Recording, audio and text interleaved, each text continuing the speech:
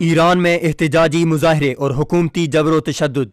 ایران کے عرب اکثریتی شہر الاہواز میں احتجاج مسلسل 38 روز سے جاری ہے۔ دوسری جانب ایرانی پولیس نے نہتے مظاہرین پر حملہ کر کے انہیں تشدد کا نشانہ بنایا اور کم سے کم 38 مزدوروں کو حراست میں لے لیا ہے۔ انسانی حقوق کی تنظیموں کی جانب سے الاہواز میں ہونے والے مظاہرین کے دوران ایرانی پولیس کے ہاتھوں پرتشدد حربوں کے استعمال کی تصاویر اور ویڈیوز پوسٹ کی گئی ہیں۔ اس موقع پر الاہواز کے ایک مرکزی بازار میں مظاہرین کو احتجاج کرتے اور ان کا محاصرہ کیے دیکھا جا سکتا ہے۔ اس موقع پر مظاہرین اور پولیس کے درمیان جھڑپوں کی بھی اطلاعات ہیں۔ الاہواز کی فری لیبر یونین کی طرف سے جاری کردہ ایک بیان میں کہا گیا ہے کہ پولیس نے کریک ڈاؤن میں کم سے کم 28 مزدوروں کو حراست میں لے لیا ہے۔ انسانی حقوق کی تنظیموں کے مطابق مظاہرین کو عقوبت خانوں میں شدید اذیت کا نشانہ بنایا جاتا ہے، جس کی وجہ سے کئی لوگ جیلوں میں زندگی کی بازی ہار جاتے ہیں۔ الاہواز ذرائع کے مطابق ایرانی عقوبت خانوں میں الاہواز شہر سے 1000 سے زائد لوگ جیلوں میں کئی مہینوں سے قید ہیں، جبکہ گزشتہ 1.5 ماہ کے دوران اہواز شہر سے لاپتہ کیے گئے 2 درجن کے قریب شہریوں کو بغیر عدالتی کارروائی کی پھانسی بھی دی جا چکی ہے۔ دوسری جانب اہواز شہر کے تعلیمی اداروں کے اساتذہ کو بھی 6 ماہ سے تنخواہیں نہیں دی جا رہی۔ اساتذہ کی ہڑتال کے باعث تعلیمی نظام بھی معطل ہے۔ ایرانی تجزیہ کاروں کے مطابق ایرانی نظام حکومت کرپشن، بددیانتی اور بیرونی دنیا میں جنگوں کی آگ بھڑکانے کی وجہ سے ایرانی عوام کو بنیادی ضروریات زندگی دینے میں ناکام ہو چکا ہے۔ یہی وجہ ہے کہ ایرانی عوام گزشتہ 1 سال سے سڑکوں پر ہے۔ دوسری جانب ایرانی حکمران عراق، شام، لبنان، افغانستان اور یمن جیسے ملکوں میں ایرانی ملیشیاؤں پر اربوں ڈالر خرچ کر رہے ہیں۔ ایرانی سوشل میڈیا صارفین سمیت ایران کی بڑی یونیورسٹیوں کے طلباء بھی ایرانی نظام حکومت کی بدترین کارکردگی پر سراپائے احتجاج ہیں۔